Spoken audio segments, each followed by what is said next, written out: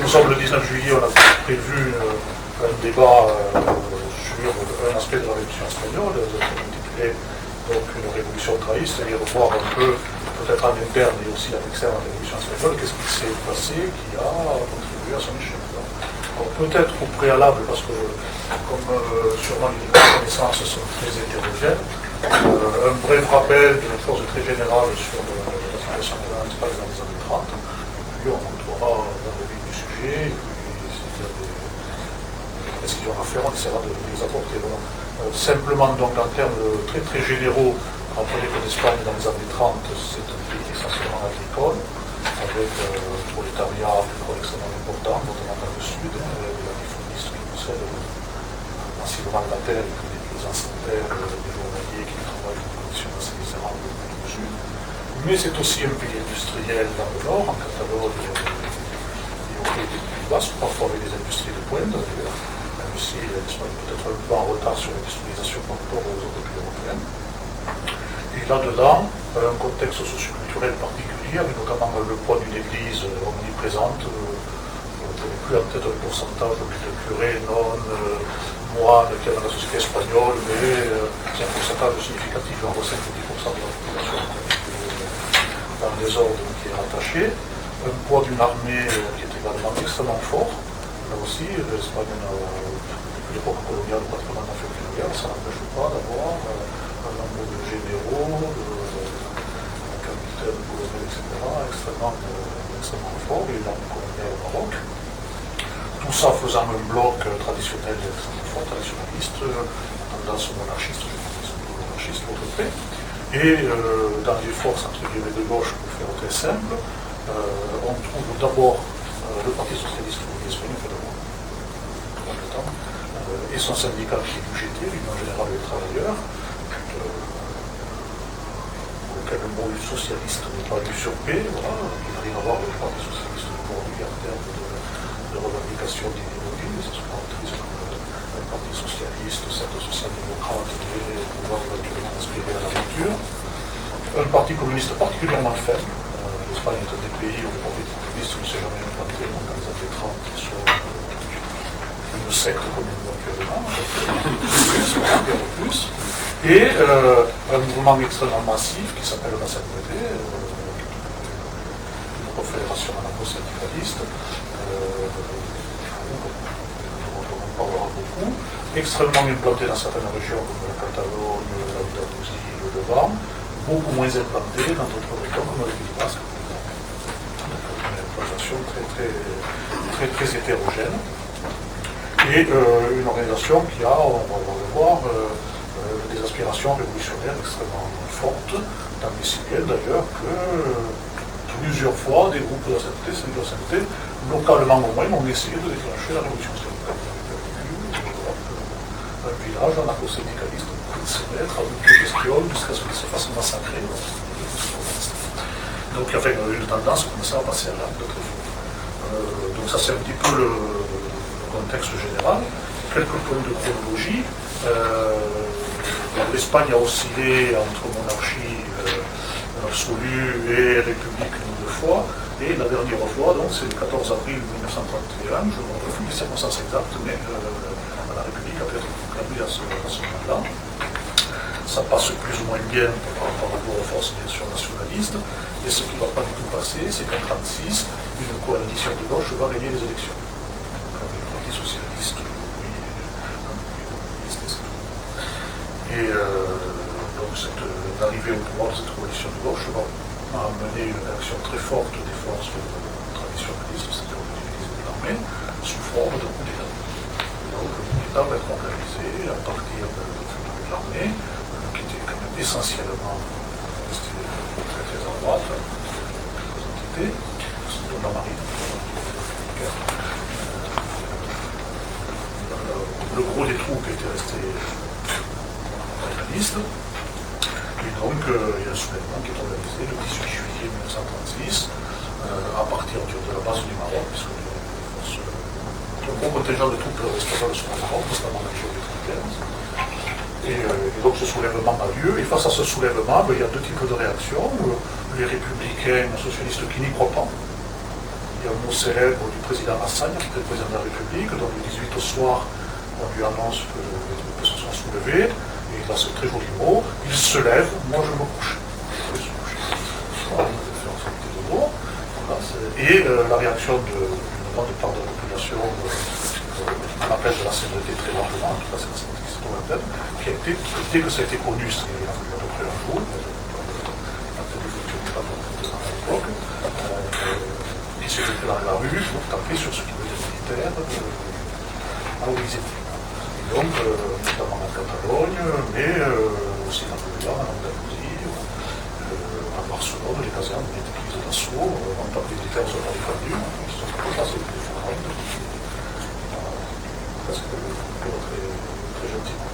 Et à partir de ce moment-là, il y a deux choses qui se sont passées dans le temps.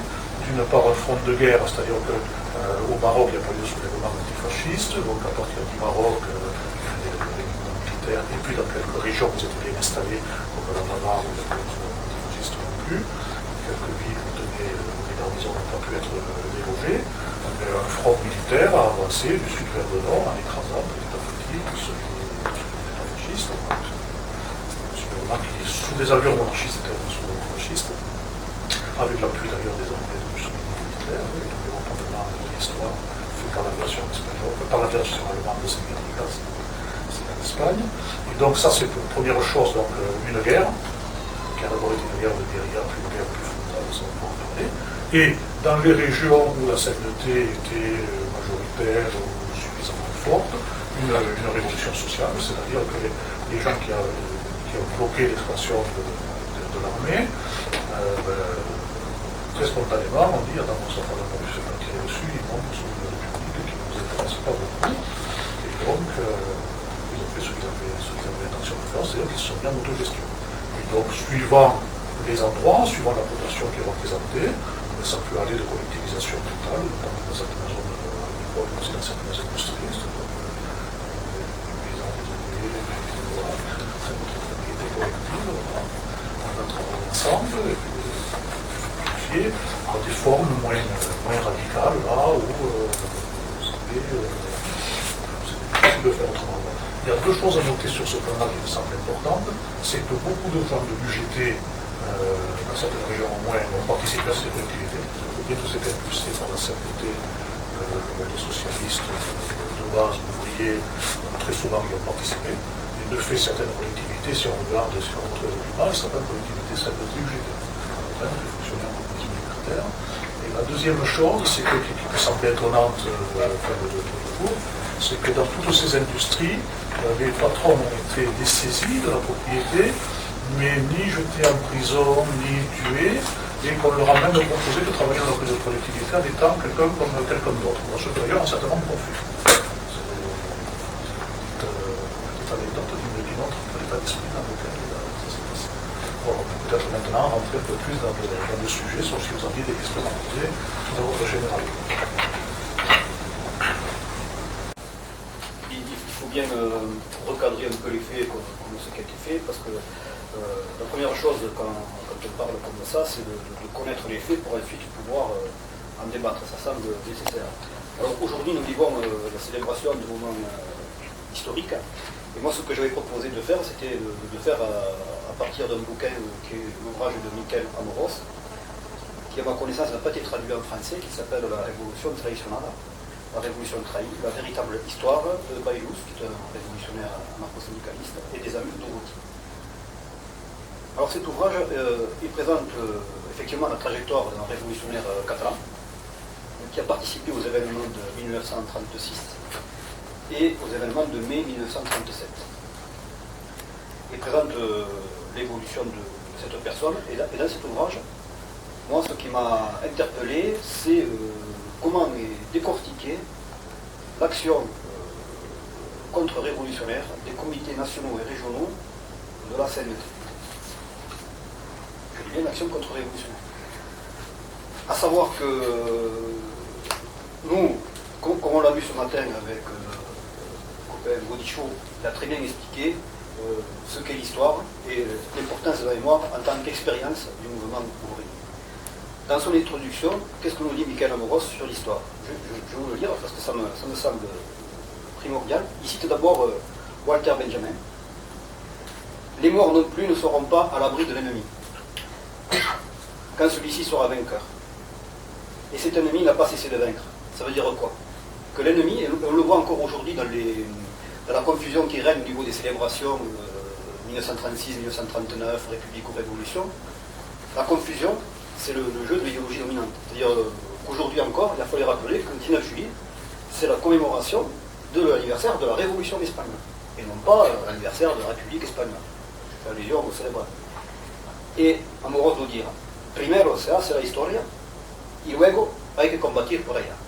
En premier lieu, on fait l'histoire, et ensuite il faut encore combattre pour elle. C'est-à-dire que l'œuvre de mémoire, c'est l'approfondissement, non seulement le maintien effectivement des faits historiques, mais l'approfondissement des erreurs qui ont pu être commises, y compris par les compagnons, pour nous au moins éviter plus tard la répétition de ces erreurs. Et effectivement, ce bouquin, il parle surtout de la Catalogne. Parce qu'il faut bien comprendre que la Catalogne, il y a fait allusion, c'est le bastion de l'anarcho-syndicalisme, de la révolution. Que la Catalogne est en plus une zone industrielle, que la Catalogne est en plus une zone stratégique en Europe, puisqu'il y a un port qui est Barcelone, un port qui est très cosmopolite, avec une population abondante, et que la révolution espagnole est en grande part le fait de la CNT Haïté en Catalogne. Alors on peut se demander comment le 19 juillet, donc, jour de la révolution, jour où le peuple, à l'appel de la CNT, c'est bien la CNT, parce que quand on lit un peu tous les historiques, là il a été rappelé que le gouvernement ne faisait rien contre le coup d'État fasciste. Mais parlons du Front populaire. Parlons du Front populaire. Qu'est-ce que dit le 18 juillet le Front populaire? Le Front populaire dit le gouvernement gouverne et le Front populaire obéit. Le Front populaire, c'est justement l'ensemble des partis de gauche, soi-disant antifascistes. Eh bien, quand il dit le gouvernement gouverne et le Front populaire obéit et que le gouvernement dit qu'il va dormir, le Front populaire obéit au mot d'ordre de faire la sieste. Et ceux qui ont, effectivement, la seule organisation politique, idéologique, culturelle, anarcho-syndicaliste, ce sont les anarcho-syndicalistes qui ont appelé à descendre dans la rue et qui ont donné finalement la légitimité au peuple pour prendre les armes et finalement faire cette révolution. Et il faut bien comprendre que, comme il a été dit, c'est pas que la CNT qui est descendue dans la rue, c'est l'ensemble des masses populaires de Catalogne et de Barcelone qui est descendu dans la rue. Et non seulement ils sont descendus dans la rue, mais ils ont conservé finalement le pouvoir-faire. Et c'est quoi qu'ils ont organisé, notamment à Barcelone? Alors on a parlé de collectivisation dans les industries, dans l'agriculture. Mais ils ont aussi organisé dans Barcelone, qui est une ville déjà, je ne sais plus combien d'habitants, mais il devait y avoir à l'époque au moins 1 million d'habitants. Ils ont organisé par quartier des comités de ravitaillement. Ils ont organisé par quartier des patrouilles et des contrôles. Ils ont organisé les milices. C'est-à-dire autant de formes horizontales de pouvoir-faire qui, nous allons le voir très rapidement, vont être descendues, annihilées par l'action, par les erreurs, on peut dire les erreurs, ou par la contraction d'autres militants de la CNT qui sont les dirigeants, en fait, de la CNT et qui sont les responsables des comités régionaux et nationaux de la CNT. En fait, ce qui se passe pendant 2 ou 3 mois en Catalogne, c'est la CNT contre la CNT.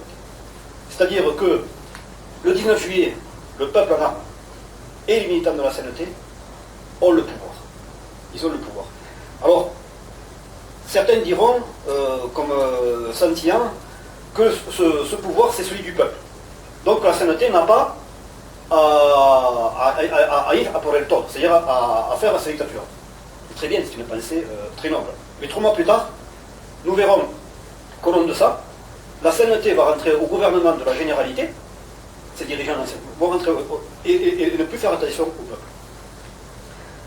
Donc, le 19 juillet, ce qui se passe de fondamental, c'est que le gouvernement de la Généralité, qui est le gouvernement l'équivalent du conseil régional, mais un peu plus fort, parce que la région, je pense qu'elle était autonome à l'époque déjà,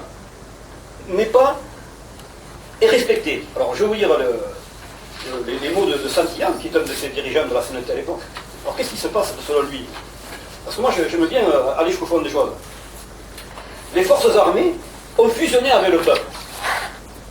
À mon avis, c'est faux. Les forces armées ont été décomposées. C'est-à-dire que l'action idéologique du peuple a décomposé les forces armées.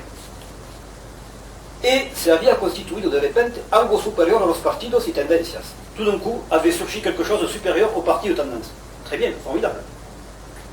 Se había formado un pueblo y ese pueblo sentía y obraba como tal. Il s'était formé un peuple qui, en tant que peuple, ouvrait comme tel peuple. C'était pas le moment de renoncer à tout. N'était-il pas le moment de renoncer à toute forme de partisanisme, de partidisme, pour se fondre dans ce peuple? Bien, ça c'est écrit le 20 juillet. Mais quand on continue à lire l'histoire, qu'est-ce qui se passe? Se constituyó el comité de milicias antifascistas. On forme le comité de milices antifascistas. Mais, par voluntad nuestra, donc de Satya, de ses copains, entraron en ese comité representaciones de todas las fuerzas políticas. C'est-à-dire que d'un côté, on veut liquider tout ce qui est partisan, et de l'autre, on forme un comité de milices antifascistes qui fait finalement de la politique alérie, puisqu'il est divisé en plusieurs postes. Alors on va donner tant de postes aux communistes qui n'existent pratiquement pas en Catalogne, tant de postes à ci, tant de postes à ça. Là, il y a quand même une première contradiction. Il continue, el gobierno de la Generalitat siguió existiendo y mereciendo nuestro respeto. Le gouvernement de la Généralité a continué d'exister, premièrement, puisqu'il y avait double pouvoir, et a continué à mériter notre respect. Du point de vue anarchiste, mais bon, ça ne veut plus rien dire. On se retrouve donc dès le 20 juillet avec une situation de double pouvoir, avec d'un côté une émanation, on va dire, formelle de cet élan populaire au sein des milices, du comité des milices antifascistes, mais qui est déjà quand même un peu verticalisé, puisque ce comité des milices antifascistes ont fait intervenir des gens des partis politiques, alors que même on venait de reconnaître que les partis politiques s'étaient fondus dans le peuple. Et donc on les fait quand même réexister. Donc il reste la généralité. Et qu'est-ce qu'on va voir? Et là c'est Amoros qui nous amène quand même cet éclairage que moi je n'avais pas jusqu'à aujourd'hui. Qu'est-ce qu'on va voir? Quelle va être l'action de cette généralité vis-à-vis de ces fameux comités de quartier, cette fameuse patrouille de contrôle? Eh bien la généralité ne mettra pas 2 mois à pondre des décrets pour liquider les comités de quartier. Et dans cette généralité, il se trouve que les gens de la CNT, les mêmes qui ont finalement laissé cette généralité survivre, vont rentrer dès le 27 septembre, ça va très vite, les choses vont très vite à moins de 2 mois, et la Catalogne va donner le pas à l'ensemble du mouvement national. Parce qu'à partir du moment où les gens de la CNT rentrent au gouvernement régional de la généralité, avec la politique que la généralité a déjà contre toute forme horizontale d'auto-organisation populaire, eh bien ça veut dire que c'est la porte ouverte à l'entrée des ministres de la CNT au gouvernement national en novembre. Quand on lit la composition du gouvernement de la généralité au mois de septembre, il y a absolument tous les partis qui sont présents. Sur 12 postes, il n'y en a que 3 qui sont occupés par la CNT. Les 3 qui sont occupés par la CNT, ce sont des personnalités droitières de la CNT. C'est-à-dire des gens qui sont des réformistes de la CNT. Et donc la CNT en Catalogne accepte de garder, de respecter un gouvernement qui n'existe plus le 20 juillet, accepte que ce gouvernement relaisse de ses cendres, accepte que ce gouvernement liquide les organisations horizontales du peuple, accepte d'être en plus en minorité en Catalogne, alors qu'ils auraient pu réclamer au moins, suivant la logique, par exemple, dans Peyras, il y a un de ces dirigeants de la CNT, qui est le père de Frédéric Amoncini, qui explique très bien pourquoi lui, il trouve que la CNT doit rentrer au gouvernement. Et il dit, les CNT, les anarchistes, ne doivent pas être comme les ouvriers, dépossédés de leur instrument de travail, ils doivent rentrer au gouvernement pour reprendre possession. Dans ce cas, si on rentre au gouvernement pour prendre possession du pouvoir, il faut le faire, et c'est ce que reprochait Baylous en premier lieu, dire tant qu'à rentrer au gouvernement, pourquoi on y rentre à 3 sur 12? C'est totalement ridicule. C'est-à-dire que, d'une part, bon, on bafue complètement les idées anarchistes, sous prétexte de pragmatisme, et sous prétexte d'anarchisme, on est plus pragmatique puisque on y rentre et en plus on est inférieur. Tant qu'à y être, hein, voilà. Donc il y a dans cet ouvrage un tas comme ça de détails qui sont tout à fait intéressants et qui devraient être traduits. Alors, de Miguel Amoros, on a traduit, tu m'as fait passer Dorothy dans le labyrinthe, c'est dans l'encyclopédie des nuisances. Mais là, dans cet ouvrage, il est beaucoup plus fourni. Et par exemple, il montre comment finalement on n'est pas vis-à-vis des dirigeants de la sénatalité qui sont les dirigeants du groupe Nosotros. Ces fameux dirigeants, quels sont-ils? Il s'agit de Garcia Oliver. il s'agit de Durruti. Durruti qui va être, comme l'explique très bien Dorothée Levent, en opposition avec les positions justement de la bande de Santiago, qui est secours. Et de quelques autres qui sont les militantes, qu'on appelle destacados, qu'on appelle, et ceux qui vont donner le là de toute cette chose-là. Et là on voit que ce n'est pas des erreurs, mais que c'est bien quand même une politique voulue du sommet de la pyramide, quoi, de la CNT. Le problème c'est que la CNT, étant fédéraliste, finalement on en reste toujours avec une pyramide. Et le problème c'est que, par exemple, le journal Solidaridad Obrera, à Barcelone, qui est le porte-parole de la CNT espagnole, le comité de rédaction, entre ces mois cruciaux de juillet, août, septembre 36, va être totalement remanié. Des gens comme ce fameux Balius, qui plus tard sera mai 37 aux côtés des amis de Durruti pour tenter de contrecarrer la contre-révolution. Ces gens comme Balius et d'autres, les anarchistes, sont écartés du comité de rédaction de Solidaridad Obrera par les dirigeants des comités régionaux. C'est-à-dire qu'on met à leur place des gens comme Torillo et comme d'autres, qui sont des éléments droitiers, qui viennent de, par exemple, l'un d'entre eux vient de ABC. Torillo était un élément catholique, c'est-à-dire qui viennent d'éléments possibilistes de la CNT et qui remplacent les rédacteurs anarchistes de Solidaridad Obrera. Et à partir de là, parce que la presse de l'anarcho-syndicalisme c'est quelque chose de stratégique. Celui qui a la presse, il a le pouvoir de diffuser des idées. Et Solidaridad Obrera, c'était peut-être le journal le plus lu en Catalogne. Donc il fallait une ligne éditoriale qui soutienne l'action des comités nationaux de la CNT, justement pour favoriser cette politique de ce qu'on appelle de collaboration. Voilà. Parce que le problème, c'est que les dirigeants de la CNT ont, dès le 19 juillet, opté pour la collaboration contre la révolution. L'ont-ils fait à tort ou à raison? Ça, on en discutera à l'infini. Mais la réalité, c'est qu'une fois qu'ils ont adopté cette politique de collaboration, ils vont employer des méthodes qui n'auront plus rien à voir avec la démocratie directe. C'est-à-dire que quand Balius et d'autres seront évincés du comité de rédaction de Solidaridad Obrera au profit d'autres éléments possibilistes de la CNT qui après feront y compris la propagande pour la Russie communiste, jusqu'en 1937 justement, qui feront la propagande pour la militarisation au nom du Mando Unico, etc. et tout, c'est une politique voulue, c'est pas une politique faite au hasard, c'est bien une politique qui est imposée par justement ces éléments, ces militants connus de la CNT. Voilà.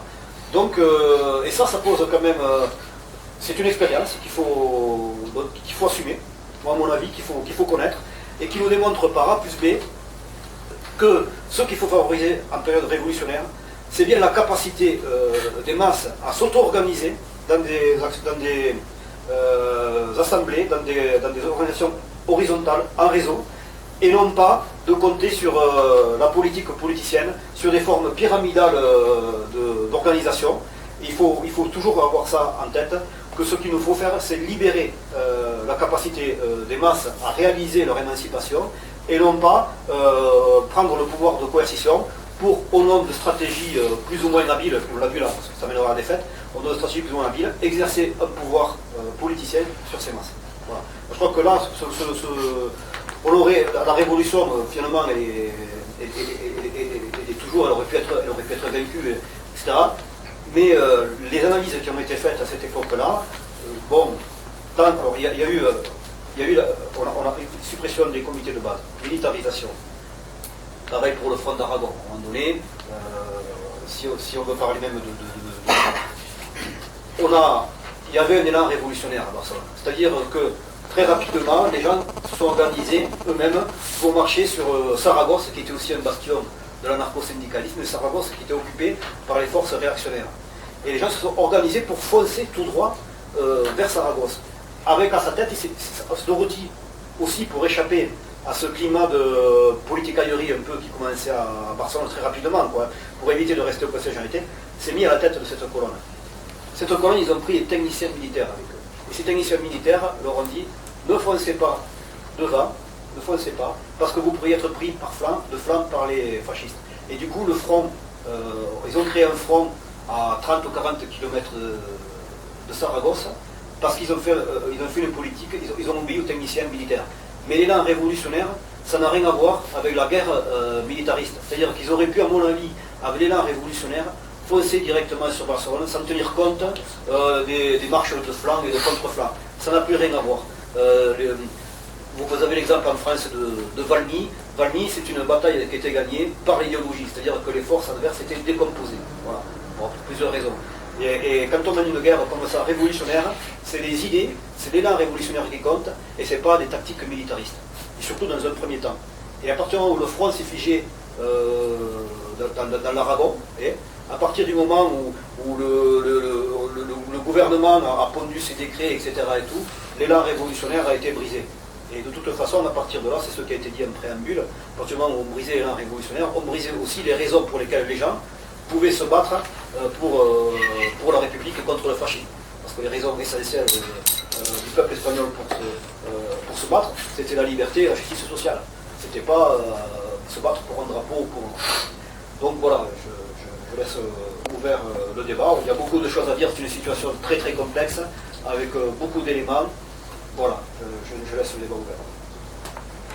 Peut-être pour éclairer, parce que sur ce qu'était la CNDT, parce qu'effectivement là tu viens de souligner des contradictions dans la CNDT, mais tout le monde de la salle n'a pas une idée précise de ce que pouvait être dans ces années-là. Alors, la première chose à dire, c'est que c'est un mouvement extrêmement massif. La CNDT en 1936 comptait 1 million de militants. Et je dis pas d'adhérents, je dis bien de militants. C'est-à-dire que dans ces périodes-là, être adhérent à la CNDT, c'était courir un risque, y compris de se faire tirer dessus. Dans les années 30, par exemple, le leader de la CNDT était battu dans la rue, il s'est essayé par Salvador Seguí, il a été tué dans la rue, parce que c'était la période où les employeurs barcelonais avaient fait un pacte et ils payaient donc des truands pour tirer à vue sur les militants de la CNDT. Lui s'est fait tuer, mais ça fait peut-être de ça. Donc la première chose, c'est qu'effectivement les gens qui adhéraient, même à 14 ans, ils savaient qu'ils prenaient un risque, qu'ils avaient devoir l'assumer, donc c'était des militants. Entre sa création en 1936, la CNDT a connu plusieurs périodes d'interdiction pure et simple. Ils étaient autorisés parfois interdits. Donc ça veut dire que les réunions étaient clandestines, les gens travaillaient pas beaucoup à l'époque, 10 à 12 heures par semaine, 13 ou 14, et donc les réunions étaient faites en dehors de ces temps de travail. À l'extérieur, par exemple, de Barcelone, les gens le dimanche prenaient leur petit panier pour aller pique-niquer. C'était une réunion de la CNDT, etc. Et ça veut dire qu'on n'est pas dans l'adhésion telle qu'on peut être actuellement à l'UNSA ou à la CFDT, où on paye le million d'adhérents était globalement 1 million de militants qui prenaient des risques. À la même époque, d'ailleurs, il y avait quand même pas mal de coups de main, de choses comme ça. Par exemple, la fin des coups de revolver du patronat de Barcelone, c'est des militants, c'est que des militants ont kidnappé un évêque. Si ça continue, il n'y a plus d'évêques. Mais on n'a jamais trouvé les gens qui l'ont fait. Pourquoi? Parce que c'était des gens qui travaillaient par ailleurs, qui faisaient ça en dehors des heures de travail. Voilà, et qui disparaissaient après éventuellement dans les domiciles du million d'autres militants qui se dépassaient de domicile à l'autre, etc. Donc il y a une base populaire qui est extrêmement forte. Donc 1 million de militants. Là-dessus, quand même, une pensée politique extrêmement complexe. Parce que le syndicalisme s'est toujours nourri des apports idéologiques des gens qui arrivent. Et donc tout ça, c'était mixé, il y avait beaucoup de débats, dans les périodes de l'égalité, chaque syndicat avait ce qu'on appelait un athénée, c'est-à-dire une bibliothèque, un endroit où on pouvait échanger, etc. Mais même s'il y a des très très grandes lignes, 1 million d'adhérents, 1 million de militants, ça doit dépasser quand même. On n'était pas au Parti communiste, donc les gens ne récitaient pas une Bible, chacun réécrivait sa petite Bible perso avec ce qu'il avait. Avec des points forts, c'est qu'ils étaient habitués à faire par eux-mêmes, puisque la CNDT n'a jamais eu la moindre subvention d'Espagne, jamais la moindre aide de secours que ce soit, bien entendu, jamais de permanent, c'est 1 million d'adhérents. Il y avait un seul permanent pour le journal. À l'époque, était, je crois, compliqué, la CNDT. On faisait que ça, mais pas d'autre. Et donc, moi, me semble-t-il, par rapport à ce que tu as dit, une organisation assez bien rodée à faire de la résistance en situation capitaliste. Y compris, il y a eu des trucs de répression terribles. À Casasviejas, sous le village syndicaliste brûlé, les habitants des maisons, des choses comme ça. Sûrement beaucoup moins adapté à des prises de décision collectives rapides. Parce qu'ils avaient justement toutes ces réunions clandestines, etc. Mais ça, c'est des choses qui prennent du temps. Voilà. Et moi, me semble-t-il, en période révolutionnaire, ce qui s'est passé, c'est que beaucoup de militants n'avaient pas une vue globale, stratégique de ce qui pouvait se passer. Je crois que ça, c'est une carence grave, mais vous savez, dans la société française aujourd'hui, je crois que ceux qui sont maintenant dans la rue, ils n'ont pas une vision stratégique de ce qui va se passer, d'une évolution des choses. Voilà, c'est plus difficile à voir. Et donc, ça fait qu'on a assisté à deux choses un petit peu contradictoires dans cette période-là, c'est-à-dire une absence de vue stratégique qui a fait que finalement des décisions de comité ou des choses comme ça puissent s'imposer à des gens qui, par eux-mêmes, sur les lieux de leur travail et de vie, avaient une action révolutionnaire et transformaient l'économie dans un sens révolutionnaire. Ça peut sembler un peu contradictoire, mais les mêmes personnes qui mettaient leur usine en autogestion, qui s'entendaient avec l'usine d'à côté pour, par exemple, avec une usine qui fournissait, qui faisait des boulons, s'entendaient bien entendu avec ceux qui avaient besoin de boulons, avec ceux qui fabriquaient du métal. Mais je veux dire, tout ça s'est fait relativement rapidement et très bien. Et d'ailleurs, pour ceux qui s'intéressent à l'économie, la productivité en Espagne a augmenté de je ne sais pas combien en l'espace de 3 voilà. Que ce soit dans l'agriculture, les oranges de Valence, par exemple, qui sont très très gros trucs économiques. On n'a jamais vendu autant d'oranges dans le monde que dans lequel ils ont géré, et de même pour la production industrielle. Donc ça, ils ont été capables en même temps de faire ça, c'est-à-dire de gérer une économie de façon tout à fait égalitaire, sans pas trop changer du tout, et de se faire piéger un peu à un niveau beaucoup plus général, qui était de comment on fait une révolution ailleurs que dans son village. Dans le village, ils ont été impeccables, dans la commune aussi, dans la région, et dès que ça allait au-delà, je crois que il a manqué largement cette capacité. Alors, ouais, moi je tiens, parce que ici c'est le local de la Sainte-Trinité, donc je trouve ça quand même assez, moi je le souligne quand même qu'il y ait organisé un débat sur une critique de la Sainte-Trinité, je trouve ça quand même, c'est à souligner, mais C'est pas beaucoup plus de loin. masochistes. Donc voilà, par contre, il y a une critique que je retiens là, une autre dans ton propos, c'est leader de la Sainte-Trinité. Donc tu dis que Ségui était leader de la Sainte-Trinité, moi ça m'a interpellé, je veux dire. Donc il y avait quand même des gens avant 36 qui étaient déjà considérés comme leaders. Ça m'interpelle. Je crois que c'est 1,5 million en plus. Hein. Oui, le meilleur prétendant. Quand on dit l'élan révolutionnaire est brisé, ok, bon, c'est ce qui a fait foirer après la récupération du bastion anarcho-syndicaliste de l'Aragon. Mais c'est pas parce qu'il y a un élan révolutionnaire qui est brisé qu'il ne peut pas renaître. Bon là en l'occurrence il n'a pas forcément renaquis, je ne sais pas comment dire en français. Revenu. J'ai jamais trouvé ce mot-là. Ressuscité. Voilà, renacido en castellano.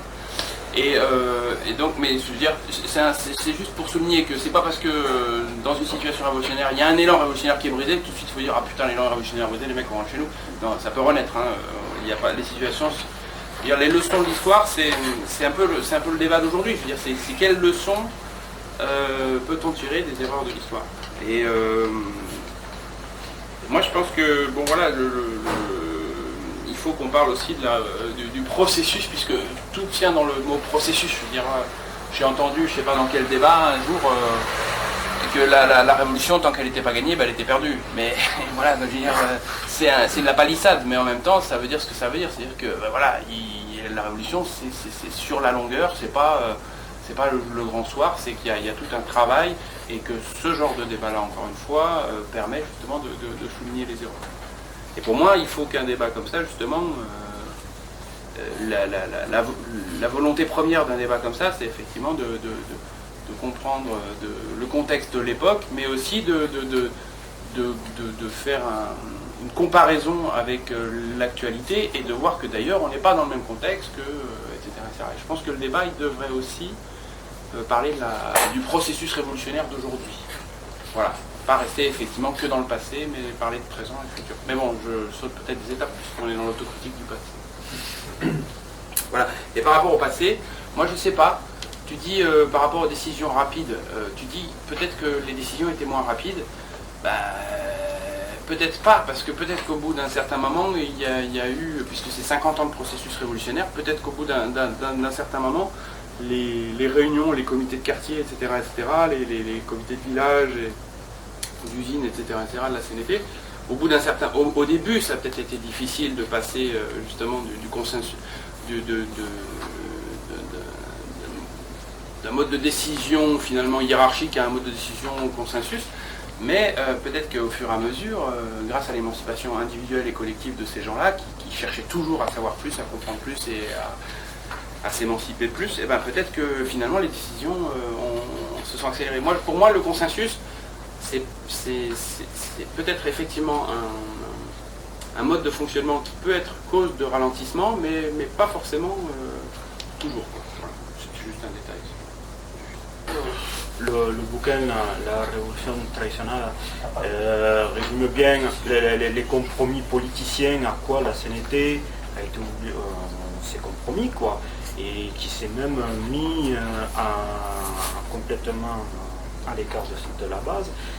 La CNT a mis le doigt dans le jeu politicien et ils se sont retrouvés, j'ai lu un bouquin il n'y a pas longtemps, à saboter tous les élans révolutionnaires comme les collectivisations ou des choses comme ça. Moi je dis que c'est quand même riche en enseignement, toutes ces cagades, parce que ça montre bien que bon voilà, il y a des choses où il ne faut pas, il faut être sans compromis. Et qui montre ce que c'est que de jouer dans des trucs où on n'est pas fait pour ça. Bon,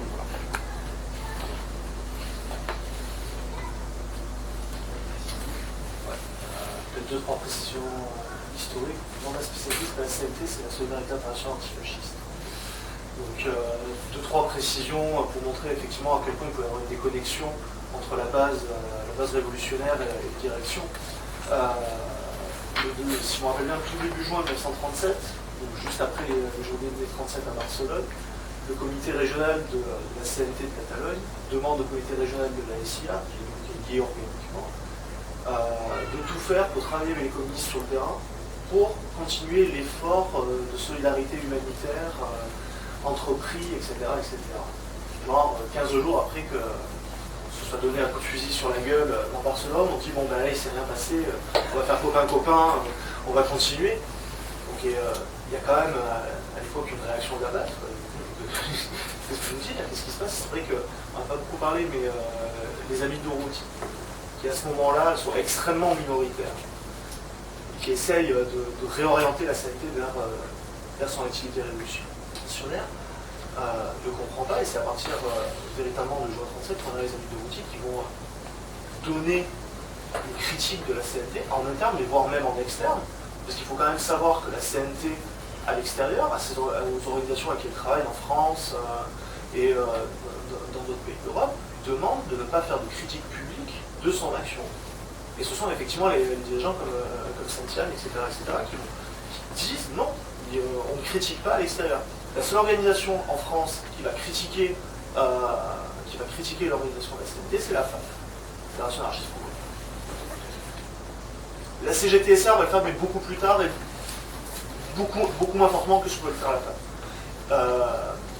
Et donc voilà, donc, on le voit, alors, moi j'ai vu par rapport à la SIA, c'est absolument fantastique. Comment la CNT, le comité national de la CNT, dit aux comités régionaux de la CNT, vous allez créer une section de solidarité parce que nous n'avons pas, comme les communistes, le secours.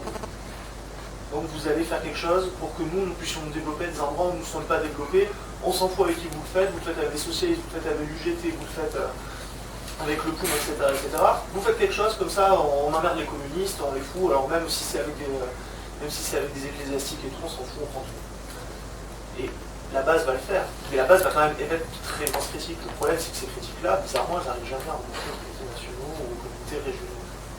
Donc, moi, je ne sais pas si effectivement ça brise l'élan révolutionnaire, mais ce qu'il y a de sûr, c'est qu'à un moment donné, on va avoir une réalité. Et je ne pense pas que ce soit des gens qui aient forcément une mauvaise vision du général. Je pense que tout simplement, ils ne peuvent pas avoir une vision du général. Parce que, justement, comme on l'a dit, c'est une société agricole. Généralement, un paysan, il n'est jamais les plus loin de son village. Le marché de la ville d'à côté, mais il ne peut pas voir. Il ne peut pas voir les généralités, il ne peut pas voir ce que ça représente au niveau national. Lui, il voit ce qui se passe chez lui. Et des fois, il reçoit des ordres, c'est qu'il ne comprend pas. Il ne comprend pas. Et c'est vrai qu'on a pu avoir des ordres qui n'ont pas du tout été appliqués dans certains endroits, qui ont été beaucoup mieux appliqués dans d'autres. Et je pense même qu'au-delà de la différence qu'il peut y avoir entre le positionnement de d'un comité national au régional et la base, il faut aussi voir les différences qu'il peut y avoir entre différents endroits à la base. On n'aura pas du tout la même application et la même façon. Et c'est vrai que ces gens-là vont se dire, mais qu'est-ce qui se passe, quoi? Pourquoi on me dit de faire ça et pas ça? Pourquoi ils vont au gouvernement? C'est quoi cette histoire? Et c'est vrai que dans l'absolu, ça pose des questionnements. Et beaucoup de ces gens-là se poseront des questionnements. Mais ils n'exprimeront pas forcément. C'est malheureusement, à mon sens, bien après que certains, notamment après 45, après la fin de la Seconde Guerre mondiale, vont se poser ces questions-là et vont les poser clairement. Notamment dans la SNT en exil.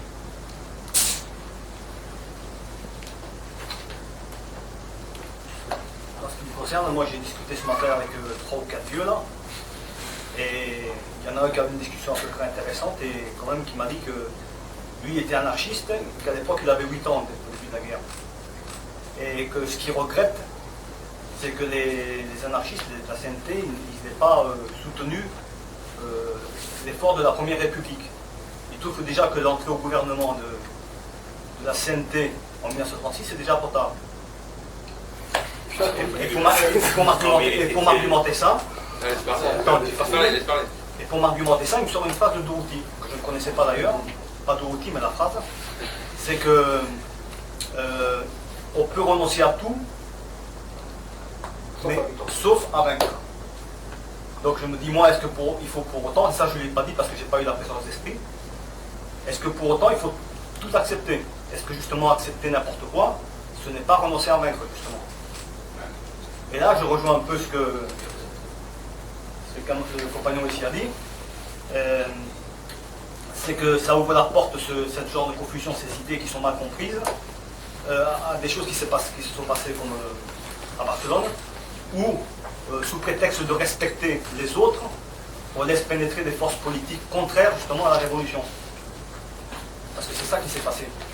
Alors il y a une différence entre respecter l'individu et puis respecter d'autres forces politiques.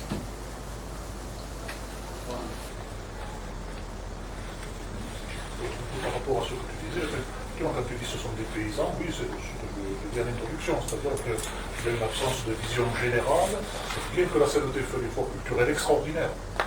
Pour les gens, effectivement, il y en a qui n'étaient jamais sortis de leur village, et donc réfléchir à faut-il faire un front sur l'Èbre ou continuer la guérilla, et prendre une décision là-dessus en l'espace de 10 minutes, concerté avec 1 million d'autres, ou 2 jours concerté avec 1 million d'autres personnes, voilà, c'était une difficulté réelle, voilà, je crois qu'il ne faut pas se le cacher.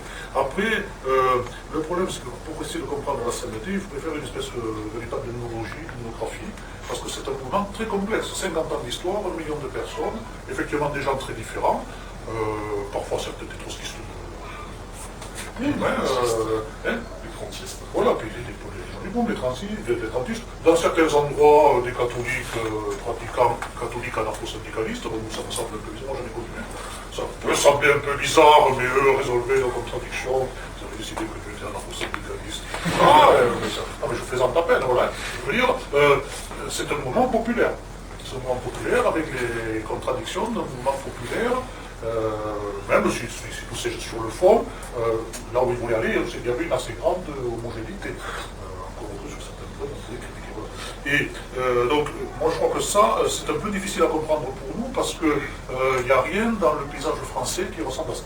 Strictement rien. Donc, c'est un peu comme une tribu d'Indiens, comme vous avez fait la conférence sur Pierre Classe quand vous parlez des Indiens d'Amérique du Sud. Et bien, je crois que la CNT de 36, pour la majorité d'entre nous, sûrement d'entre nous, est aussi étonnante que les Indiens d'Amérique du Sud, dans leurs coutumes, dans leur façon de faire, etc.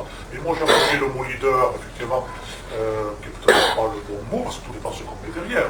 Mais à la CNT, il y a toujours eu, ce qu'on lui disait, des militantes destacados, c'est-à-dire des militants mis en avant, se détachent un peu, mais ce n'est pas des leaders au sens où on l'entend chez nous, c'est-à-dire c'est pas des gens qui donnent des ordres aux autres, c'est plutôt des gens qui interprètent comme un musicien interprète une partition, qui exprime, c'est-à-dire que Federica Montseny, qui a été ministre, était une de ces leaders-là, ça ne lui donnait aucun autre droit particulier. Celui d'être ministre, en fait, c'était un truc, je pense, qui ne lui a pas refait les chevilles de trop, tu vois, voilà. Et sinon, voilà. Voilà, et n'empêche que même après ça, y compris les gens qui ont critiqué, à juste titre, la participation au gouvernement et le même, j'ai critiqué d'ailleurs, pouvaient venir l'entendre à un meeting, parce que dans un meeting, elle exprimait effectivement, sûrement, le milieu moyen, le terme moyen de ce que vous pouvez penser dans ça, le million d'adhérents. Voilà, ça c'est curieux, mais c'est un peu comme ça que ça se passe. Un peu comme le chef coutumier, pour continuer mon petit parallèle. C'est un peu de cet ordre-là. Alors c'est difficile à saisir effectivement, mais le fonctionnement était un peu comme ça. Et après, deux autres petits points. Dans aussi l'hésitation qu'il y a eu le 19 juillet 1936 à qu'allait faire la CNDT, il y a un truc qui pèse beaucoup, dont on n'a pas parlé dans la tête des militants, c'est que, il n'y a même pas 20 ans avant, il y a eu une révolution dans le monde, en Russie, qui s'est transformée en dictature. Et la hantise des gens de la CNDT, c'était de ne pas faire une dictature. Parce qu'effectivement, en Catalogne, ils auraient pu, sans aucune difficulté, instaurer une dictature anarcho-syndicaliste. Ils étaient suffisamment nombreux, ils avaient les armes, ils avaient le pouvoir, et donc ils auraient pu massivement instaurer ça. Et je crois que dans cette espèce de jeu avec le pouvoir, enfin de refus, etc., il y a eu le refus d'avoir un petit boulot d'anarcho-syndicaliste dans les vallées catalanes, ou des choses comme ça. Enfin, pour ceux que je peux en juger, ça et après, par rapport aux critiques extérieures, petit point pour les gens ici, c'est que la FAF des années 30 n'a rien à voir avec la FA d'aujourd'hui. L'équivalent de la FA dans les années 30, c'était l'UA, l'Union des anarchistes. Et la FAF, au contraire, était une machine de guerre de gens de la CGTSR contre l'UA. Donc, effectivement, la critique commençait par rapport à la FAF, mais la FAF était essentiellement faite avec l'UA de la CGTSR. Et justement, pour éviter des conflits directs, on utilisait cette stratégie. Donc vous trouverez dans les archives de la Société française des petits trucs de la FAF. Voilà. Oui, alors, quand Dorothy exprime renunciamos a todo menos a la victoire. Nous sommes tous sauf la victoire. C'est comme le mot leader, il faut savoir qu'est-ce qu'il met derrière le mot victoire. Or, pour Dorothy, c'était clair que la victoire, c'était celle de la victoire révolutionnaire. Effectivement, en prenant une phrase comme ça, sortie du contexte, on peut lui faire dire n'importe quoi.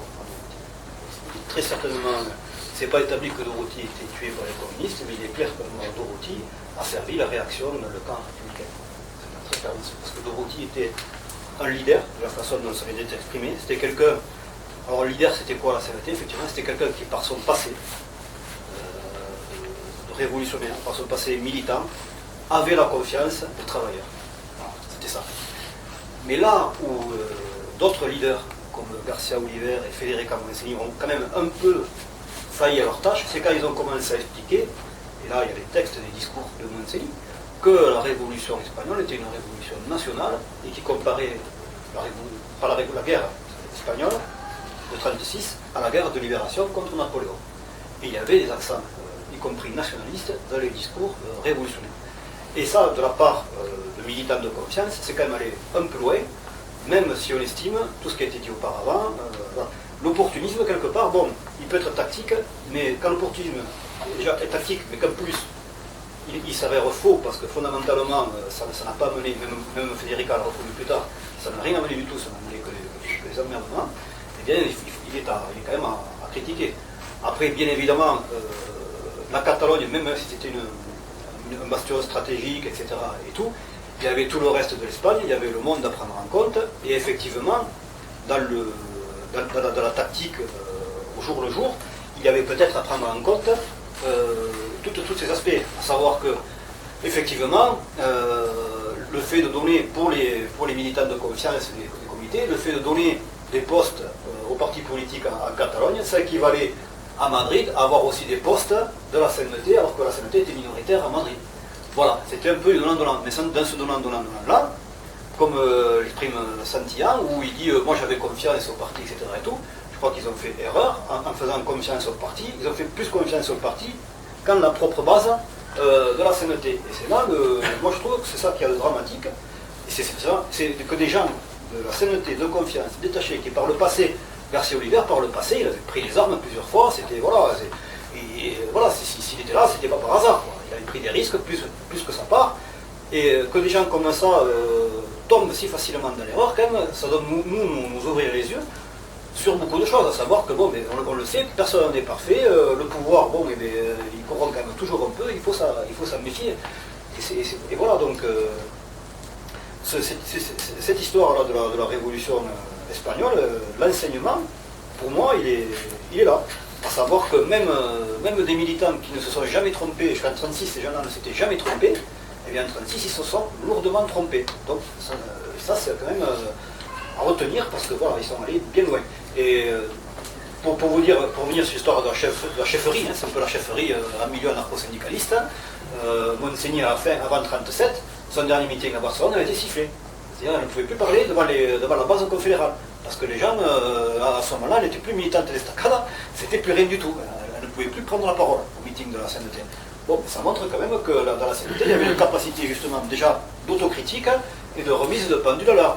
Bon, et c'était un peu... le problème, c'est que toi tu dis, là, un révolutionnaire, une fois qu'il est brisé, on peut le récupérer, mais c'est quand même très... C'est possible. Voilà, c'est possible, mais c'est quand même bon de se mettre des bâtons dans les roues pour pas grand-chose. Maintenant, effectivement, nous, on en parle 70 ans après, on a le recul dont ils ne bénéficiaient pas. Bon, mais voilà, moi je pense que moi j'assume complètement les erreurs de la CNT de l'époque. Voilà, j'ai dit, ben oui, on a commis des erreurs maintenant. Par contre, il nous appartient à nous de ne pas les refaire. Moi, quand je vois maintenant, pour parler au présent, quand je vois des anarchistes qui font toujours confiance aux syndicats, quand je vois des anarchistes qui se présentent aux élections de délégués d'entreprise ou délégués du personnel, quand je vois des anarchistes qui appellent à voter Chirac en 2002, je me dis, putain, mais qu'est-ce qu'ils ont retenu de l'histoire? Parce que souvent, c'est des militants, pareil, qui ont 20 ou 30 ans d'expérience, hein, et ils vous sortent encore que bon, le syndicalisme c'est bien, qu'il faut faire des fois un front républicain pour empêcher que Le Pen arrive au pouvoir, etc. Et tout. Donc moi je crois que c'est important d'assumer nos contradictions, non pas pour les refaire, mais pour ne plus les faire. Et c'est important de ne pas les masquer, ces contradictions, parce que ces contradictions, elles font partie de notre expérience, l'expérience du mouvement ouvrier pour l'émancipation internationale. Voilà. Et donc, voilà. Donc je crois que ce débat, il a l'avantage de situer les faits historiques, de les approfondir, et d'essayer pour les jeunes qu'il y a ici et tout, de former les futurs militants révolutionnaires à ne pas commettre au moins les erreurs du passé. Certes, ils en feront d'autres, mais qu'au moins ce ne soit pas les mêmes. Il y a une nouvelle merde. Voilà.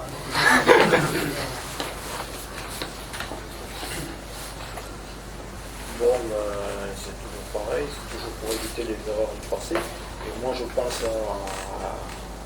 maintenant, je pense que les erreurs qu'il y a eu pendant la Révolution espagnole étaient peut-être dues aussi à la manière de s'organiser. Il faudrait peut-être regarder par là.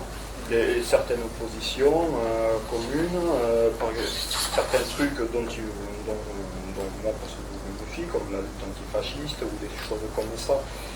Est-ce qu'il n'y avait pas peut-être à l'aube de la Révolution déjà des trucs, des positions de fonctionnement ou des fonctionnements qui allaient mener à l'échec de la Révolution sociale?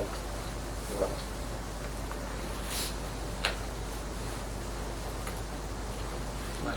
Pour moi, c'est fondamental ce qui est dit là, parce que qu'est-ce que ce serait être révolutionnaire si justement on n'est pas capable en permanence, au quotidien, à chaque instant, de se remettre en question soi et les autres. Je veux dire, c'est ça être révolutionnaire.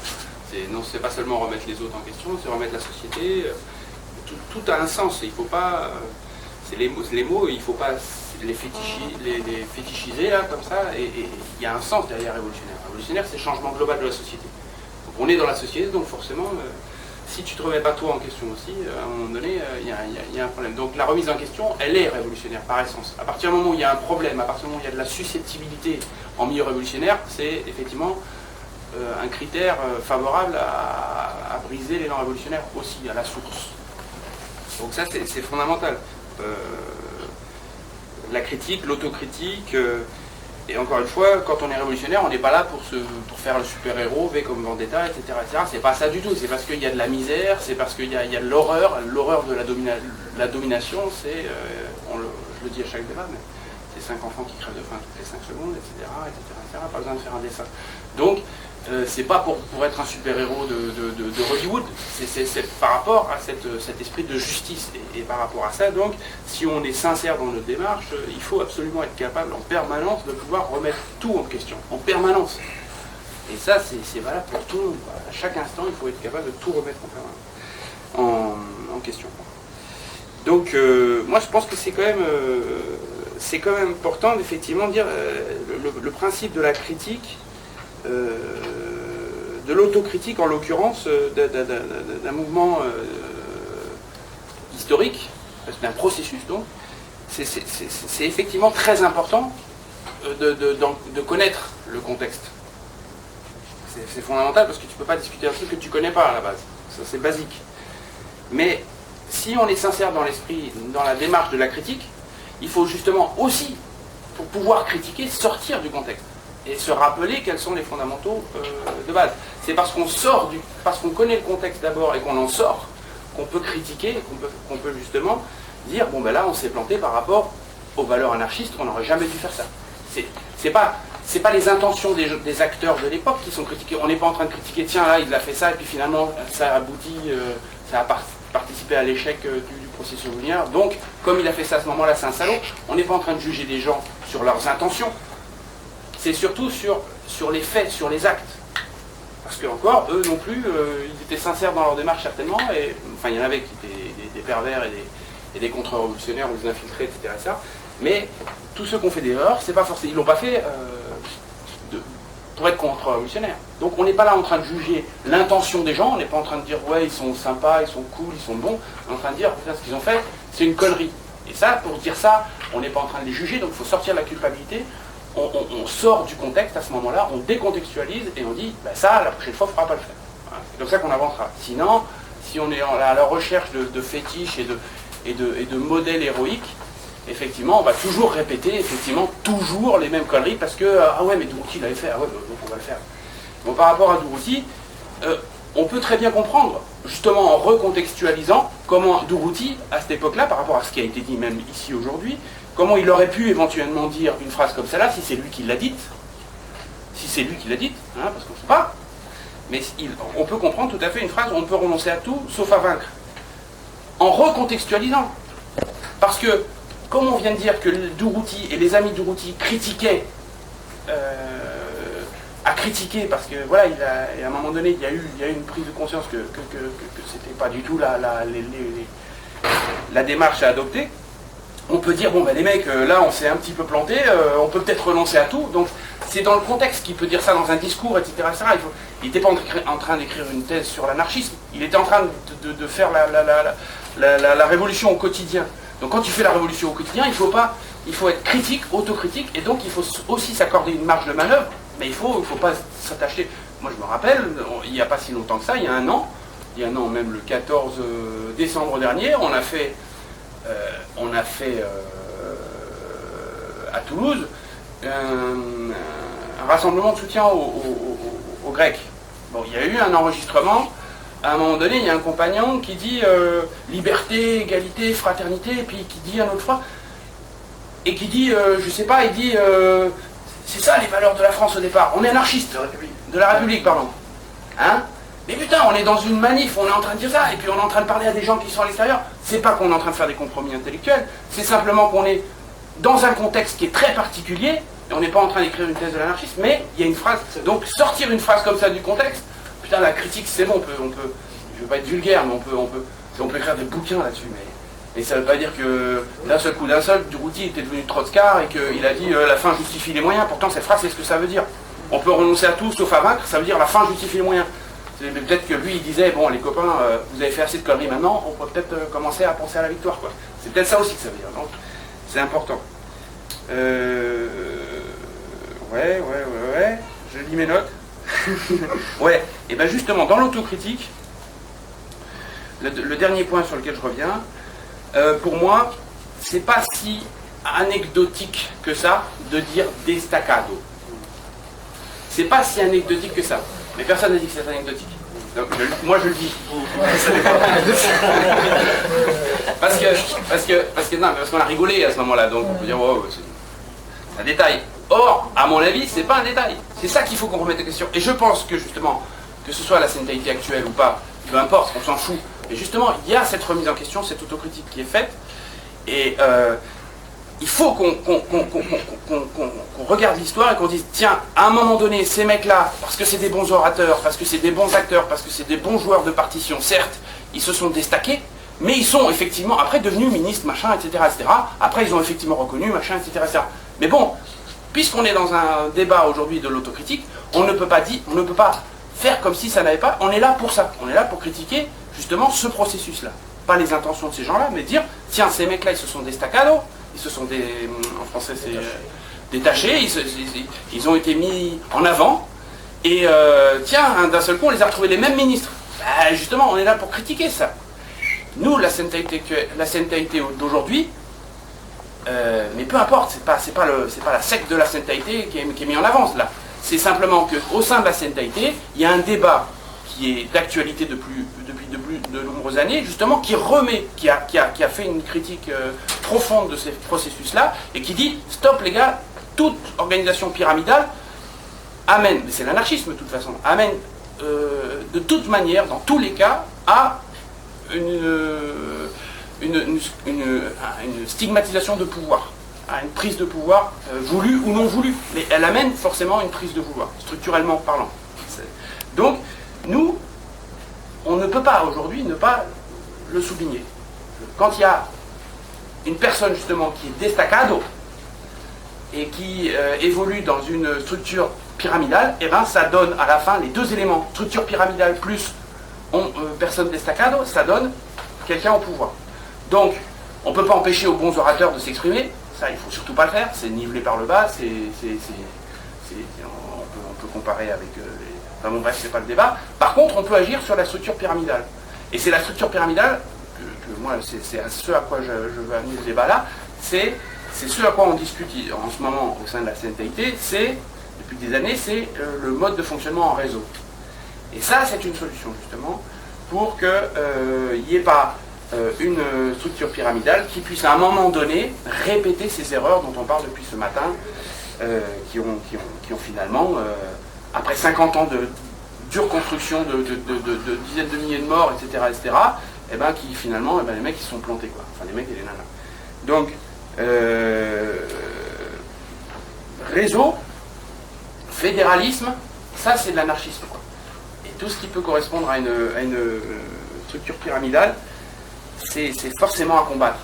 Et j'irais même plus loin, parce que ça, c'est apparu dans ma tête au moment du débat, mais je veux dire, à ça, il y a une réponse même directe, concrètement parlant, c'est que si effectivement il y a une structure, et dans ce cas-là, il faut mettre structure entre guillemets, qui fonctionne sur le fonctionnement en réseau, militairement, pour appeler un chat, puisqu'il y a quand même une révolution, certes, mais il y a aussi une guerre qui est en train de se mener, par les fascistes qui ont fait un coup d'État, etc., etc.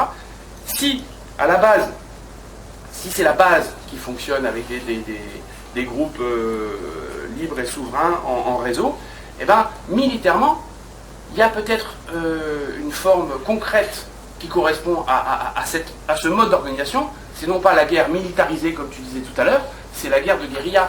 Et s'il y a guerre de guérilla avec à la base des groupes qui sont soudés parce qu'ils ont toujours fonctionné ensemble et qui ne reçoivent pas justement les ordres, machin et tout, moi je crois que la guerre de guérilla finalement correspond au mode de fonctionnement en réseau. C'est son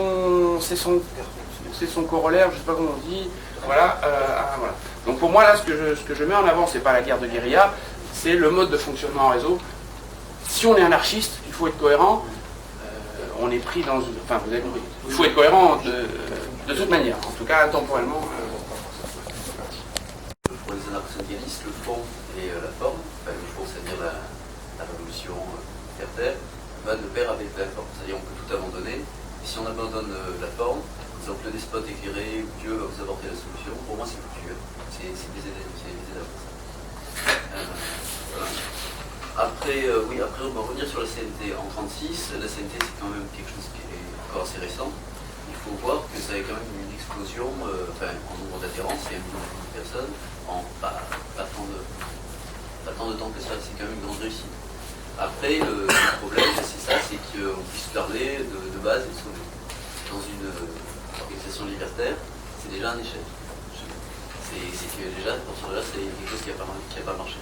Alors effectivement, après, je ne sais pas si c'est intéressant de revenir là-dessus aujourd'hui, de revenir justement sur les modes organisationnels qui étaient celui de la CNT et qui fait que ça peut amener à des dérives comme ça, où on peut des leaders et puis une phase et des gens qui puissent prendre la décision pour puissions se regrouper et prendre des décisions pour les autres. Ce qui est totalement pas du tout un socialiste et à mon sens contre-révolutionnaire de fait. On parle de la Révolution espagnole, donc c'est bien en Espagne ça s'est passé, donc ça a un caractère national. Et donc, est-ce que la vocation de la Révolution, c'est quand même l'émancipation, et l'émancipation, c'est une vocation universelle. Donc, je sais pas, moi j'ai pas d'éléments, comment ça s'est passé. Et justement, vous disiez que vous avez bien dit que ça a commencé en Catalogne. Il y a eu donc... puis après ça, ils ont dit, bon allez, on va à Madrid, pourquoi ils ne seraient pas allés sur Perpignan? Je sais pas, non, mais... à travers un peu ce que je dis, je pose la question de, est-ce que comment ça s'appelle, l'erreur, s'il y a une erreur, parce que c'est pas contradictoire de voir que, bon, ben, finalement, si on se dirige vers une révolution nationale, ce qui est d'ailleurs dans les termes, hein, CNT, Confédération nationale du travail, bon, Association internationale des travailleurs, comment justement cette contradiction qui est d'être nationaliste, nationaliste on peut le dire, d'avoir une vocation nationale et d'avoir une vocation internationale, c'est une contradiction qu'il faut assumer. Et comment c'est pas a priori, bon, on peut dire oui les erreurs, machin truc, mais n'empêche que être ministre dans un certain contexte politique, parce qu'il faut voir que la CNT à cette époque c'était une association dans un contexte politique qui fait qu'ils ont été amenés à faire des alliances et aller au gouvernement. C'est pas on peut dire que c'est une erreur, mais on peut aussi dire que c'est une logique qui a amené à, parce que effectivement ben voilà, c'était une révolution espagnole et nationale, quoi, hein, qui s'est passée dans ce contexte-là. Voilà ce que je voulais dire. Essayer d'éclairer par rapport au débat. Donc le caractère entre le fait national et international et quelle était sa nature, quelle est la nature de cette révolution par rapport à une émancipation universelle, quoi. Voilà.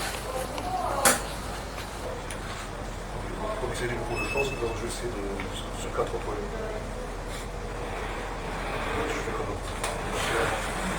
La première chose, c'est que le distinguo base sommet, c'est nous qui le faisons. Je pense que dans les années 30 en Espagne, personne, aucun adhérent de la CNT ne vivait la CNT comme un truc base sommet. Voilà. Pourquoi? Parce que même au comité national ou régional, n'importe quel militant pouvait s'y retrouver à condition de devenir suffisamment détaché pour l'être. Et pour être détaché, tu peux être ton patron de révolteur, tu peux être de prison, détaché, ou tu peux organiser une grève, des choses qui sont à la portée de tout militant, et donc qui étaient essentiellement... Non mais la réalité c'est celle-là. Disaient les brochures de l'époque, petite parenthèse, Frédéric Avancelli vivait en écrivant des brochures à l'eau de rose, avant la Révolution. C'était un secteur, ça, ils ont sorti le parchemin, ça se vendait comme des petits pains, et l'entrave de ce genre d'histoire, c'est ça, un jeune ouvrier, une jeune ouvrière, le patron viole la jeune ouvrière, et le jeune ouvrier, tous les patrons. Une histoire à l'eau de rose, à la syndicalisation. Je ferme la parenthèse, il y a plusieurs modèles de cette brochure-là. Ça se vendait beaucoup, c'était... Voilà. Donc, première chose, les bases sommaires, je crois que c'est vraiment une façon de voir a posteriori et à travers des lunettes qui sont les nôtres de l'analyse. C'est pas du tout comme ça que ça s'est passé. Voilà. C'est-à-dire que les leaders les plus connus de la CNT, n'importe quel autre militant, allait chez eux. Il y a vraiment une vision des choses. La deuxième, après par rapport à ce que tu disais, moi je crois qu'il faut essayer d'être simple, mais pas simpliste. C'est pas parce que les militants étaient détachés qu'ils sont devenus ministres, parce qu'il y aurait eu plus de 4 ministres à ce moment-là. Sur les militants détachés, il y en avait quelques milliers, pour pas dire plus, et certains, comme Philippe Alaïf, qui étaient beaucoup plus célèbres que les autres, qui ne sont pas devenus ministres. Et à l'inverse, des gens pas du tout détachés, comme le disait, se sont retrouvés dans des postes tout aussi importants, clés de l'organisation. Donc la capacité d'une organisation à sécréter à un moment une espèce de bureaucratie n'est pas directement liée au fait d'avoir des militants. Voilà. C'est un peu plus subtil que ça. Et la troisième chose par rapport à ce que tu disais, disait à un moment, le discours a eu des accents nationalistes. Voilà. Si je me souviens bien, à un moment, il a parlé de nous autres, les Celtibères, parce que c'est dans le livre. Voilà. Non, c'est pas livre, bon, c'est passé.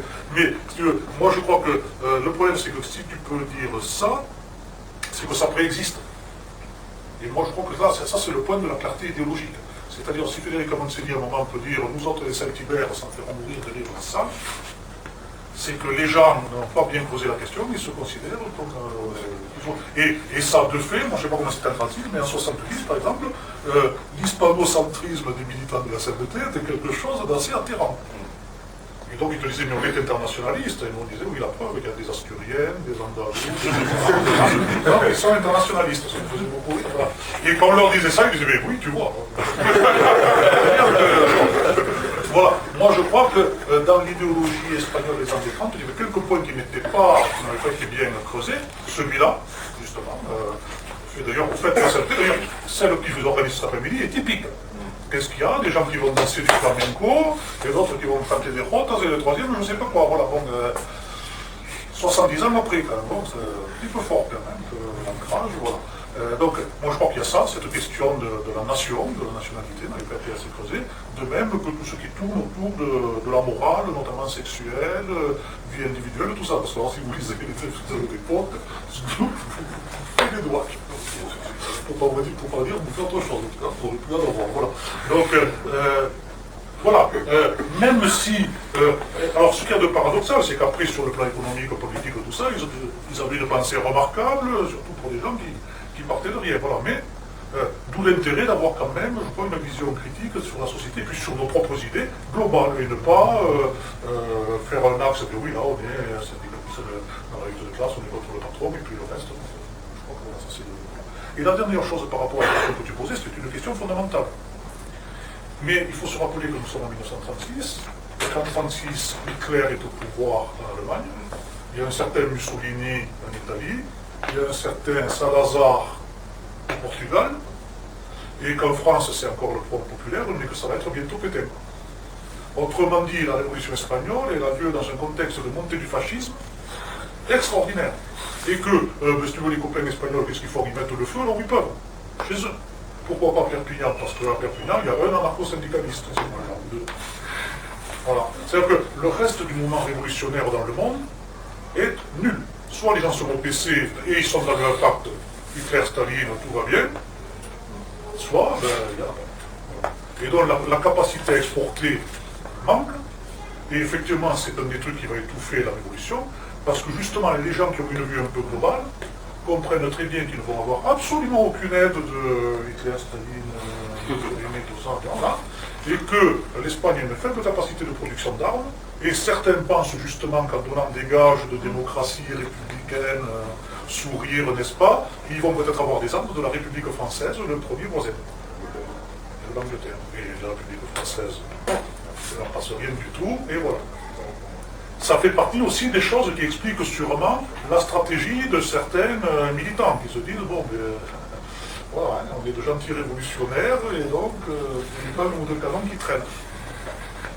Après, ils n'ont reçu que quelques trucs payés à prix d'or et de l'URSS, qui ont été des épargnes, des avions qui sautaient en vol, les pilotes qu'ils avaient, et le seul pays qui avait des armes, c'est le Mexique.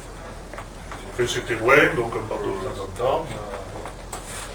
Donc ça fait partie, effectivement, tu as raison. Cette dimension-là, moi je pense qu'elle n'était pas absente de leur réflexion, mais de leur moyenne.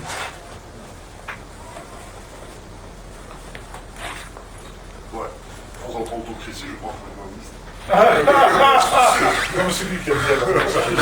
Il a été formé, moi je n'ai pas dit de... Voilà, Simplement, petite rectification sur les armes, en fait. Il y a des tableaux des entrées d'armes qui ont été faits entre ce qu'ont reçu les républicains. Alors, pas forcément les anarchistes, voilà. Et ce qu'ont reçu les nationalistes.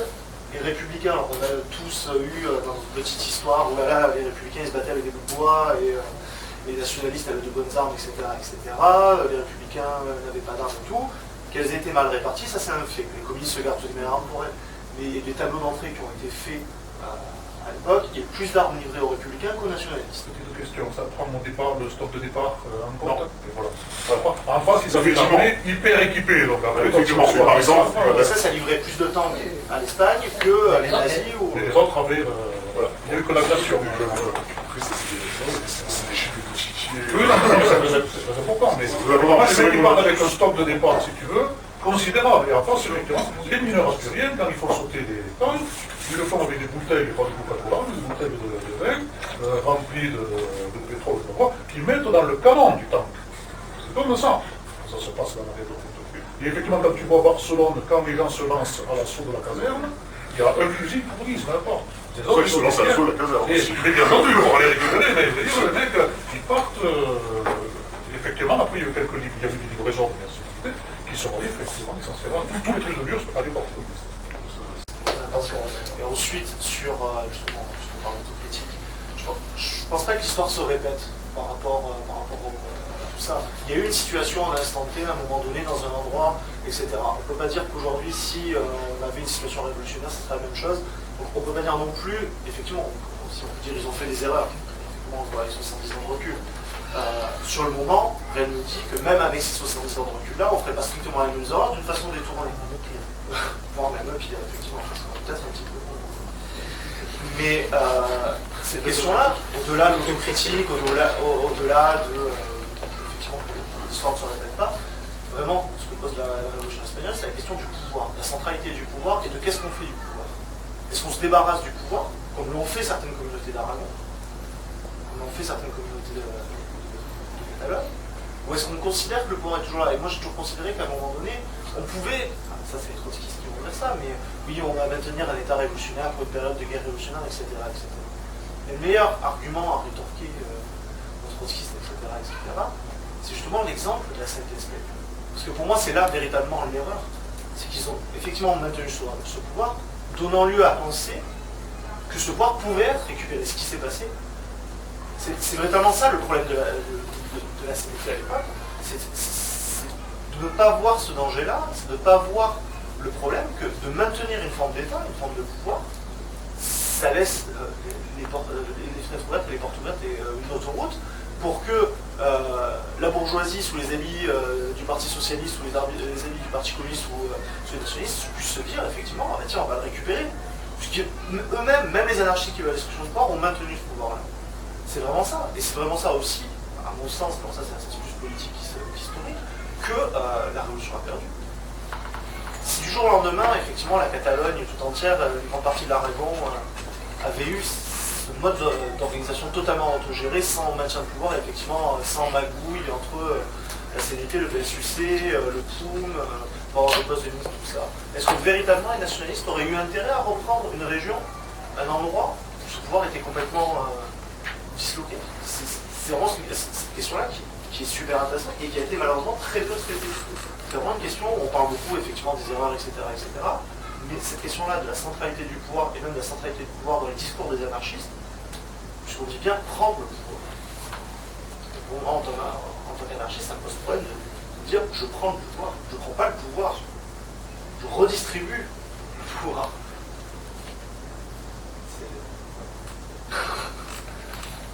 Moi je m'étais marqué là, tout ce qui a été dit. Moi j'ai pas trop la culture anarchiste ni révolutionnaire, mais j'ai le carte du pouvoir là-dessus. Voilà, le pouvoir, je dis, pour moi ça ne veut pas dire la même chose. Si je veux dire le pouvoir pour m'expliquer notre pouvoir, ça ne m'intéresse pas, que je préfère rester chez moi et laisser comme c'est. Donc là, si je suis là, c'est pas comme ça. Après, j'ai du mal j'ai pas trop bien toujours saisi comment, tel qu'un anarcho-syndicaliste, on a pu mettre des leaders ou j'ai toujours pas compris ce truc-là. J'ai du mal. Voilà. Et après, toujours la question de pouvoir, c'est comme tu disais, par rapport à la pyramide, quoi. On est toujours dans ce système-là et ça fait des années qu'on connaît ce système-là. Il y a toujours eu, à part aussi qu'on en a eu besoin. Parce que si on laisse un pouvoir, c'est les gens aussi qui le laissent, je crois. C'est tout le monde qui laisse le pouvoir en place parce qu'on dit c'est bien pour nous. On dit voilà, bon, ça c'est bien, on va le laisser parce que, puis même si ça va pas, c'est pire ailleurs, ou je sais pas quoi, mais bon voilà, quoi. Il y a tout un truc où on pense qu'on a toujours besoin de quelqu'un qui va nous dire qu'est-ce qu'il faut qu'on fasse, plutôt que de nous dire ce qu'on va faire, quoi, ou ce qu'on fait. Et apparemment ce qui s'est passé dans les révolutions, c'est ça, quoi. Il y a eu des mouvements spontanés, des gens qui ont dit bon, mais il y en a marre, il faut créer une nouvelle société. Mais en fait, ils ont créé une nouvelle société ils ont levé un pouvoir pour remettre notre pouvoir. On a viré des rois et qu'est-ce qu'on a aujourd'hui? Et ils ont les mêmes meubles. Donc voilà.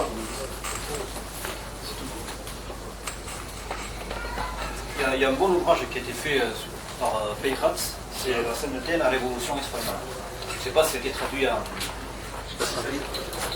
C'était traduit en français, le complet. Et dans cet ouvrage, bon, il fait référence au problème de la dualité de pouvoir, et il dit la constitution du gouvernement de la généralité amène la dissolution du comité de milice dans la dualité de pouvoir qui a débuté le 19 juillet, triompher la généralité. Ça voulait dire donc que c'est à partir de ce moment que commence la guerre des consignes contre les incontrôlés, la nécessité de la discipline et du mando unico. Coppel faisait allusion à guerre militariste contre guerre guérilla. Il est bien évident que le mando unico, ça impliquait au niveau du pouvoir beaucoup d'éléments. Commandement unique. Commandement unique. Peirats fait par la suite allusion au propos de Dorothy. On utilisera ensuite, jusqu'à l'extrême, une phrase confuse de Dorothy en l'utilisant de manière contre-révolutionnaire. Renunciamos a todo menos a la victoria. Non mais je vous lis parce qu'il a très bien résumé le truc. Qu'est-ce que disait Dorothy en réalité à la presse madrienne à ce moment? Dorothy est mort très rapidement. Hein. Il a été liquidé le 20 novembre. Hein. 3 mois, ça fait quoi? Juillet? En 4 mois c'était fini. Hein. Il était liquidé.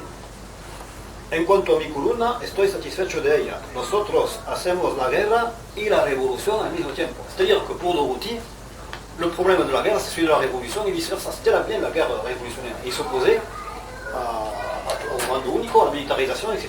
C'était tout à fait déclair. Ça, c'est l'ouvrage donc de Peirats qui est... Ensuite, moi, je voudrais revenir aussi, parce que l'autocritique, c'est une chose, mais dans ce cas, il faut être juste jusqu'au bout. Parce que parmi les ministres anarchistes de la CNT, il y en a eu un qui était d'ailleurs un des plus réformistes, qui était un trentiste, qui était Peiro, Juan Peiro. Il faut savoir comment quand même il est mort pour vous montrer quand même la force de caractère, parce que c'est comme ça qu'on peut comprendre aussi pourquoi les militaires leur faisaient confiance. Il faut savoir quand même que depuis les années 30, avec l'expansion de la CNT, l'extrême droite, et notamment la Phalange, avait essayé de récupérer des éléments anarcho-syndicalistes. Il n'était pratiquement jamais arrivé, bien qu'elle ait tenté la confusion. La Phalange, qui était le parti extrême droite, avait pris les couleurs rouge et noir de la CNT, etc. Et tout. Bon, je passe sur les remarques extrêmement droite. C'est pas qui viennent de droite. Remarque, hein. Donc il a pris tout ça pour attirer la population, parce qu'il voyait bien que les idées anarcho-syndicalistes passaient dans l'extrême droite. Et dans le projet de Franco, il y avait un syndicalisme, je crois que c'est le syndicalisme vertical. C'est justement le syndicalisme vertical. Il avait essayé justement de débaucher des cadres de la CNT, des militants connus de la CNT, pour faire sa petite soupe franquiste, quoi. Et Peiro, bien entendu, en 1939, passe en France, quoi. Peiro qui était ministre donc, de la République espagnole, ministre de la CNT. Et comme il est en France et que la France très rapidement tombe sous le joug fasciste et nazi, eh bien Peiro, en tant qu'anarchiste, il est extradé, il sera extradé avec compagnie d'ailleurs, vers l'Espagne. Et là, il a la proposition de Franco d'avoir la vie sauve en échange de sa collaboration dans la création du CNS. Et Peiro refuse. Et il payera ce refus de sa vie. Dire voilà qui on a affaire. À cette époque-là, ce sont des gens qui ont une force de caractère très importante, bon, qui défendent des idées. Bon, on peut polémiquer avec eux, on peut ne pas être d'accord, mais la critique, elle doit être d'un côté forte, mais il faut être juste. C'est-à-dire que c'était des gens qui croyaient à leurs idées et que s'ils ont fait ça, c'est effectivement parce qu'ils pensaient que, vu le contexte international, que vu tout ce qu'on a dit, eh bien c'était juste. Nous on dit actuellement, bon, peut-être que ça allait un peu loin, peut-être que... Mais bon, il faut quand même ramener les choses à leur juste niveau. Et si les gens faisaient confiance à des militants comme ça, c'est aussi quelque part parce que voilà, ils le méritaient aussi de par leur passé, de par leur action. Alors effectivement, ils n'ont pas été toujours au top. Mais bon, dans l'essentiel, ils n'ont pas trahi, ils auraient pu, beaucoup d'entre eux auraient pu avoir la vie sauve et faire des carrières très importantes, quoi. Voilà. Moi, par rapport à ce que tu disais, effectivement, la question fondamentale, c'est qu'est-ce qu'on fait du pouvoir, effectivement, quand on fait une révolution. Et il me semble que ce qui s'est passé dans l'arbre de Jean d'Espagne, localement, c'est que les gens s'en sont débarrassés, effectivement. totalement. C'est-à-dire qu'il y a des zones entières, des cantons qui ont vécu sans argent, avec des modes de répartition tout à fait relativement très égalitaires, etc. Des choses comme ça. Là où ils ont évidemment, entre guillemets, peut-être eu un manque, c'est que ils le faisaient chez eux, ça se faisait dans la communauté à côté, et ils ont pensé sûrement que ça se ferait partout comme ça spontanément, sauf que ça s'est pas fait partout, et qu'ils ont perdu de vue que peut-être 100 km plus loin, non seulement ça se faisait pas, mais ils se reconstituaient un pouvoir qui allait les bouffer. Mais je crois que c'est ce moment même, celui de la Révolution espagnole, c'est que les gens mettent en œuvre fort, soit ils n'ont pas la force de le faire à l'étranger, soit ils n'ont pas la vigilance nécessaire, bon, mais en même temps, comment le reprocher? C'est-à-dire que c'est déjà bien joli de faire dans ta petite commune, voilà, de le mettre en œuvre. Et après, par rapport à ce que tu disais, Olivier, effectivement, Pedro, c'était des plus réformistes. Donc, quand on voit ce qu'était un réformiste de la CNT en 1936, on imagine ce qu'étaient les autres. Voilà. Et dans les mêmes périodes, quand même en France, il faut voir quand l'arrivée de Pétain au pouvoir, des soi-disant syndicalistes révolutionnaires ou les anards vont aller dans le syndicat officiel fasciste, puisque Pétain va monter la charte du travail qui est l'équivalent du CNS en Espagne. Et il ne va pas avoir de mal à débaucher, pas du tout avec le fusil dans le dos, de soi-disant en français, des gros des chefs du Parti communiste, ou des choses comme ça. Donc c'est là où on voit la force de l'idéologie dans un cas et la faiblesse dans l'autre, quand même. Doriot, milicien, et puis, on l'avait donné dans le Bordier, pas, mais dans les gens. Il a déjà travaillé de Pétain, il était dans le Sénat. Qui donc? Oui, si tu travailles. Ouais, c'est possible, enfin, secrétaire d'État. Non, il n'était même pas ministre. C'est quelqu'un qui a été le nom ne me revient pas, mais c'est le secrétaire de la charte du travail.